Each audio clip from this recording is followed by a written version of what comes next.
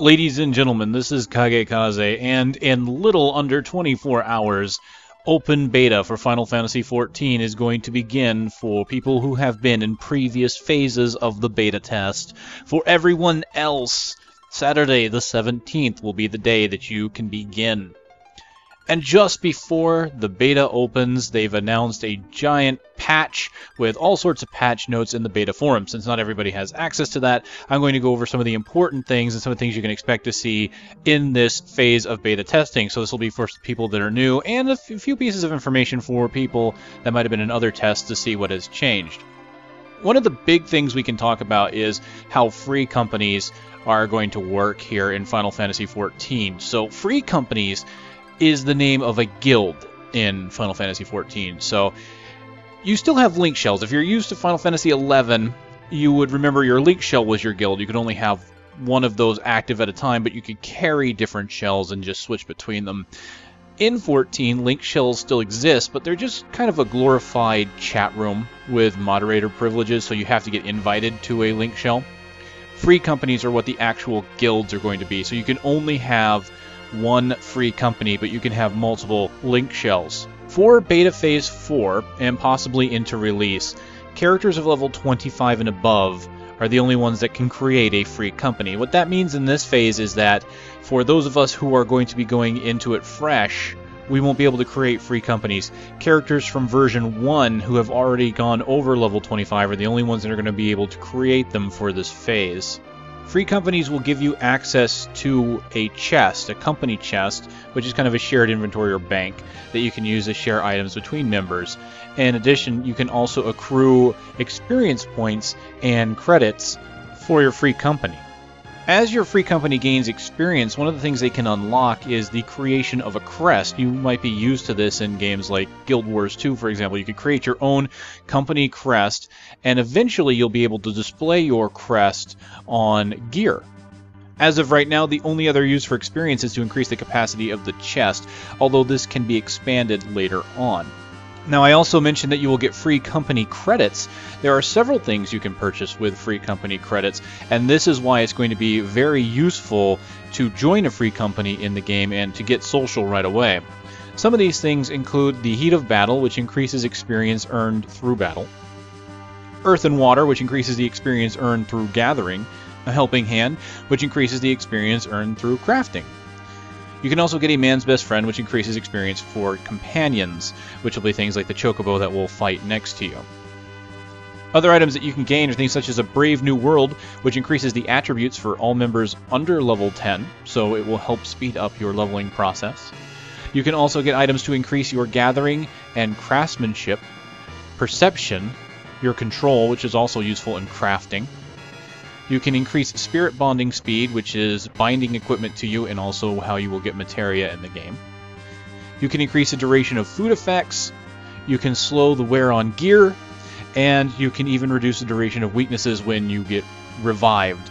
Lastly, you're able to reduce teleportation fees between crystal points. So many different things in there that are useful that you can get for gaining company credits. All in all, I kind of like the way MMOs are going in this direction where they're giving you these guilds and a reason to be in guilds. Now, you could be a solo player still and have a free company that's for that, just to give each other a helping hand every now and then. You don't have to be part of a raiding guild or a raiding free company or anything like that. You could be part of a social one. It's just always nice to have one that's got a decent amount of experience because you will get bonuses for it. Now, of course, this unfortunately means that it makes certain free companies more desirable because they might be higher up in levels. But as of right now, there aren't really enough differences that I can see to really need a high-level free company compared to a low-level one, but we'll have to see what kind of perks they give to free companies. So more than likely, later on, higher-level free companies might be desirable for people who wish to go into hard-mode dungeons or raids. We'll have to see on that one. Going down the patch notes here, I would like to advise everyone, since everyone has been asking, even though the information has been out there, yes, the Archanist and Fisher Gatherings class will be available to try out in this beta. Speaking of gathering and crafting classes, Something important has been added that will need a little bit of testing, I believe, in this phase. This is the ability to meld materia for other players. Now, if you're not familiar with this system, what happens with gear is that it'll eventually become spirit-bound to you. After it becomes spirit-bound, it's just like binding equipment in, say, World of Warcraft, where you can no longer trade or sell an item to another player. You basically have to sell it to an NPC for gil, or you can basically disenchant it, and when you do that, it gives you materia. Materia are items that you can slot into gear, typically crafted gear, and the materia you get is going to be related to the item that you disenchanted. So if you are playing, for example, a Dragoon, which is a damage dealing class, you're more than likely going to get materia that offers strength or critical strike chance. If you're playing as a black mage, you might get materia that increases your intelligence or your casting speed. The only way to slot materia into gear, however, is through a crafter. You have to have a crafter of sufficient level to be able to put materia into gear. This meant, for a while, that the only way to put materia in was to level up crafting yourself. There was no way to have another crafter do it because of the spirit-bound system. If your gear was already spirit-bound to you, how could you possibly give it to a crafter to put the materia in? Well, now they've made it so that if you examine a player, you can use the request meld feature.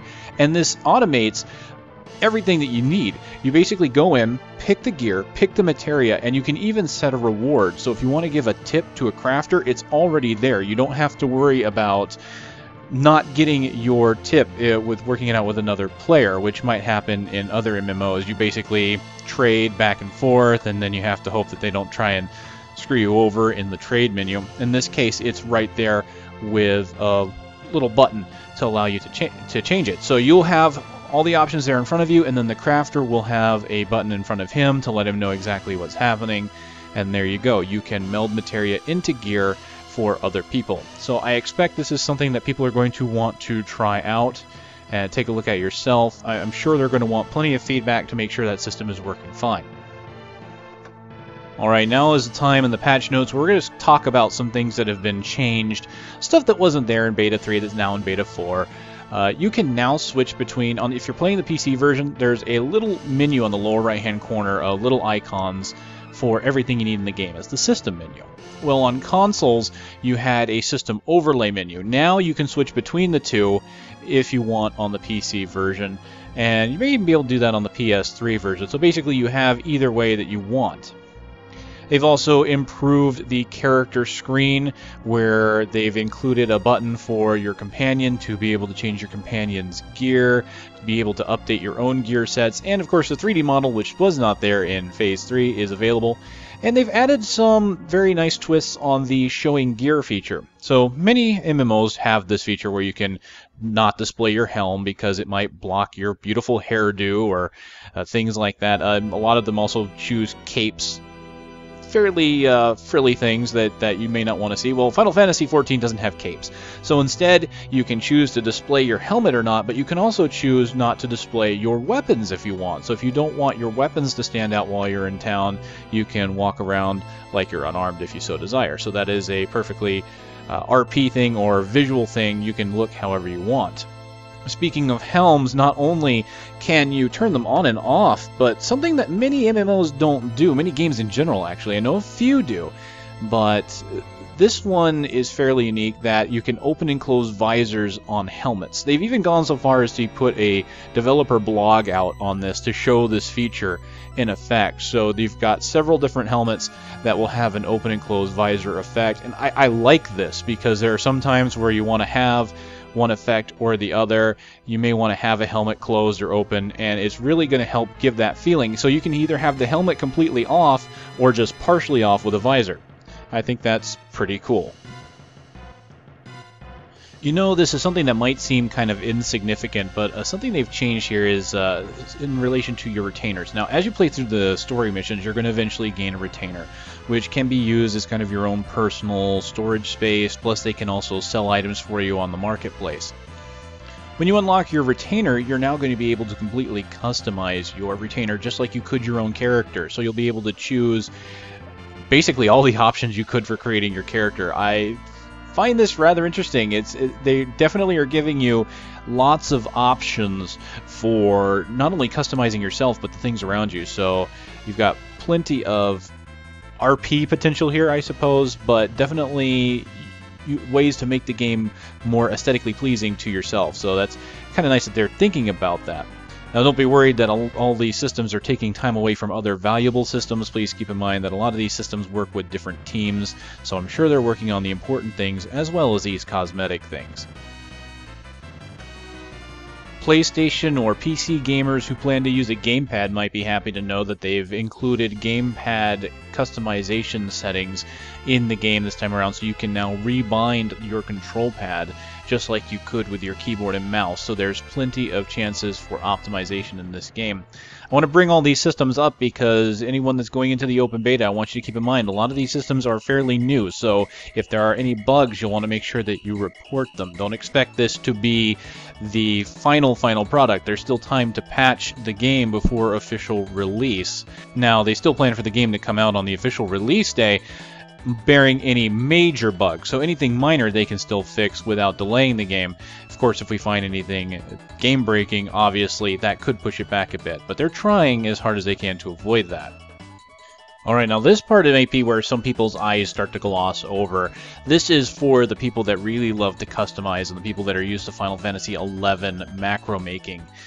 Macro making is... yeah, well, it's not as important as it might have been in Final Fantasy XI. You pretty much, to be top tier, to do anything reasonably well in 11, you had to have macros for almost everything you did.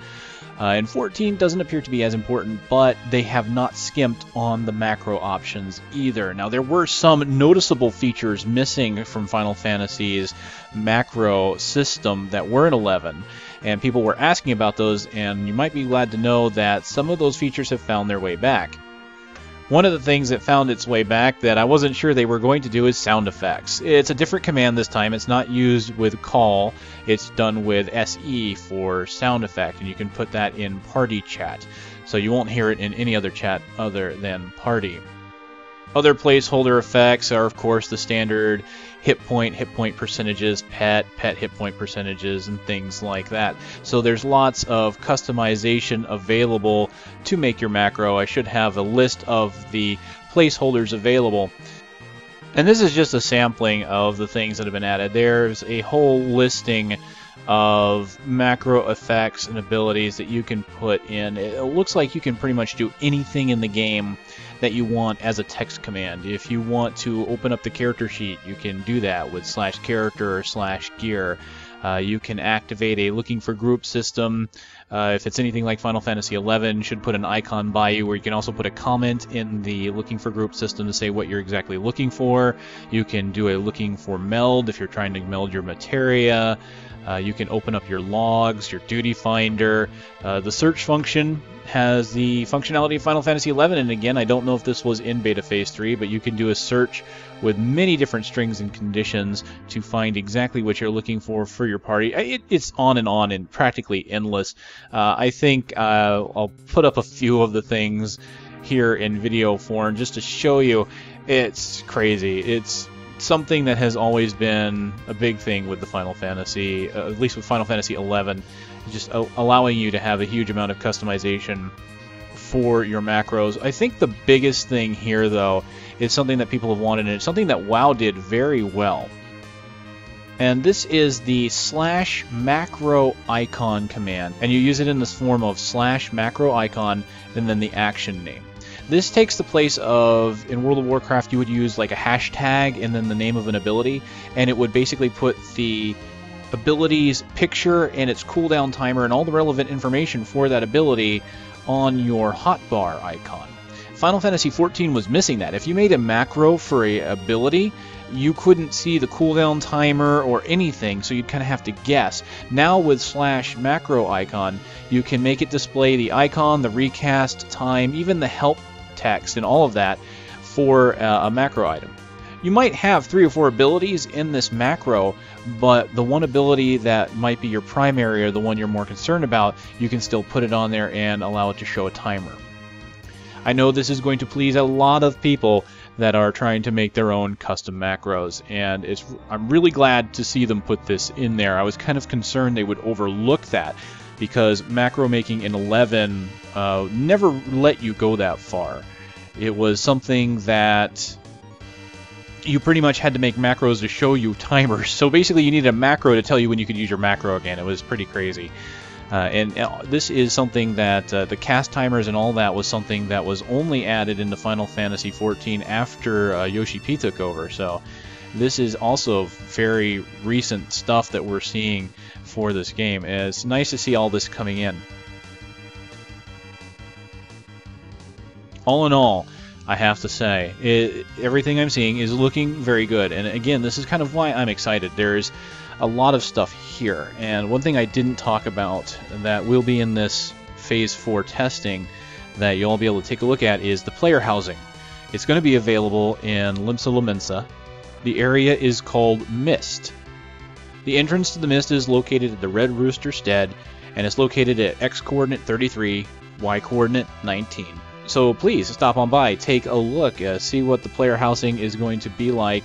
I don't know if all the features are going to be available. For example, I know that there are still going to be furniture crafting and things like that that haven't been made available yet. So that's part of the reason why I plan on being a carpenter, is I want to eventually make furniture and things like that, as well as the fact that it's going to be able to help me make a lance for my dragoon. You know, that's always good. Alright, well I think that covers like the bulk of the important stuff. There's all sorts of other minor things, stuff that you would expect to see normally anyway that just hasn't been implemented. Weather effects are implemented, all sorts of changes to the interface, things, tons and tons of stuff in this patch. So it's looking like it's going to be a really good experience for anybody getting into the open beta. I wish I could give you a full listing of everything, but that would take forever for me to go through. And I've learned my lesson about making very long videos about patch notes. Alright, ladies and gentlemen, KageKaze once again signing off, looking at Final Fantasy XIV, A Realm Reborn. Try it out. Honestly, try it out. I think that if you like MMOs, it's worth a try for the 3 days it's going to be available. You've got all weekend, so give it a go. I'll see you next time.